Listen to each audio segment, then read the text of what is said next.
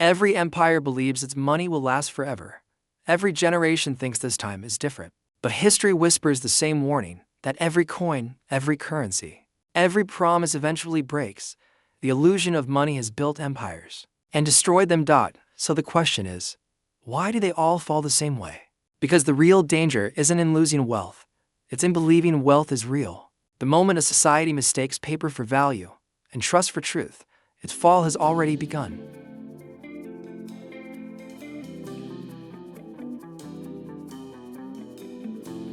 Hey, I'm Mike.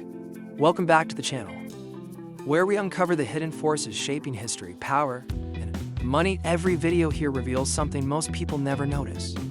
If you love discovering the truths others overlook, make sure to like, share, and subscribe, because what you're about to learn might just change how you see the modern world.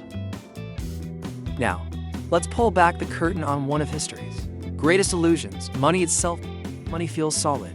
It buys our food, pays our bills, defines our status. But it's not real, not in the way we think. It's a story we all agree to believe, a shared trust that only survives as long as faith does. Every empire, from Rome to America, from Byzantium to Britain, has learned this truth the hard way. When trust dies, money dies with it. So how does it happen? And why does every empire repeat the same financial mistakes, even when they know how the last one ended?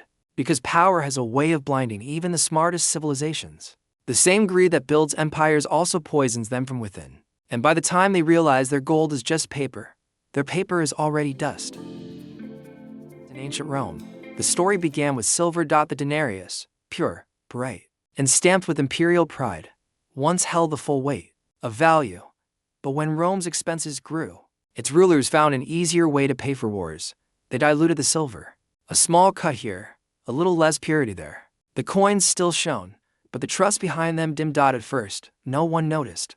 Then, prices began to rise. Soldiers demanded more pay. Merchants demanded more coins.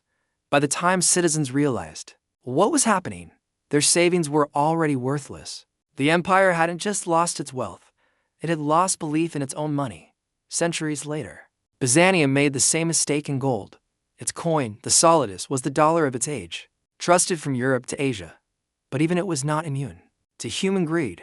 Successive emperors began to shave its purity, mixing gold with cheaper metals. Slowly, quietly, they destroyed the one thing their economy was built on, faith. When the coin broke, so did the empire's trade. The illusion collapsed, and with it, another chapter of history's financial story ended the same way. So the question is, how many times can humanity fall for the same trick? When Europe rose from the ruins, Florence became the new financial heart of the world. Its bankers invented letters of credit, early forms of checks, and complex loans to kings. The Bardi and Peruzzi families funded entire wars, until one royal debtor, Edward III of England, simply refused to pay. His default didn't just bankrupt banks, it shattered Florence's economy. The lesson was brutal and clear. Even the strongest institutions can crumble overnight. Too big to fail wasn't a modern lie. It was born in the 14th century. Then came the paper revolution. In the 18th century, France promised a new kind of money, the assignats, backed by confiscated church land. At first, people believed. Then came the printing presses. The more they printed, the less each note was worth. Bread riots filled the streets. The paper became trash. And just like Rome's silver and Byzantium's gold, France's promises turned to dust. History's rhythm was unmistakable. Debasement, inflation, collapse, different empires. Same illusion. According to records from the Bank of England, similar cycles appeared in the 19th century with the overprinting of colonial notes archive. By the 20th century, economists like John Maynard Keynes were already warning that there is no subtler, no sure means of overturning society than to debauch the currency source. And yet, the pattern continued because money isn't just economics, it's psychology. It's faith, printed on paper. And once that faith begins to crack, once people start to question the value behind the promise, the collapse doesn't happen gradually. It happens all at once. Like a light going out, the illusion shatters. And what's left is the silence after centuries of belief. Historians argue that inflation and collapse are unavoidable, the price of progress, not corruption. Others believe they're the result of deliberate manipulation. Empires buying time by stealing value from their citizens. There's still debate over which matters more, greed or ignorance. But one truth remains unchallenged. Trust once lost is almost impossible to rebuild. For the people living through these collapses, it's not a theory, it's heartbreak. Imagine saving for years, only to find your money buys half what it used to.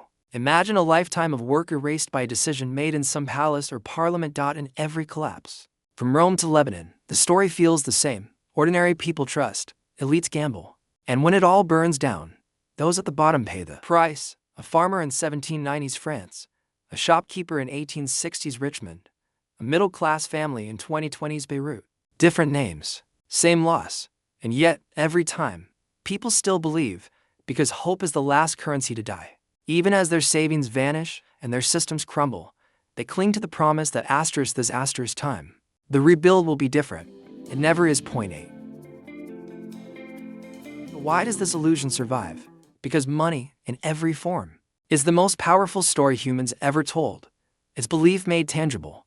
The promise that a piece of paper or a line of code means something tomorrow. Empires rise on that belief. But when rulers discover they can create wealth without earning it, the story corrupts. The illusion expands until it can't. You can print money, but you can't print trust. And once that breaks, no government decree can bring it back. That's why history's wealthiest survivors weren't the ones with the most coins. They were the ones who held what couldn't be printed: gold, land, skills, production, and time. Because in every collapse, the illusion dies, but real value endures. And those who understand that before everyone else, they don't just survive history, they own its next chapter. So far, we've seen the pattern repeat across centuries. Rome's silver, Byzantium's gold, Florence's banks, France's paper. Different ages, same collapse. Each believed their system was unshakable until it cracked under the weight of its own illusion. But the question is, what happens after the illusion breaks? Because that's when history's mask comes off.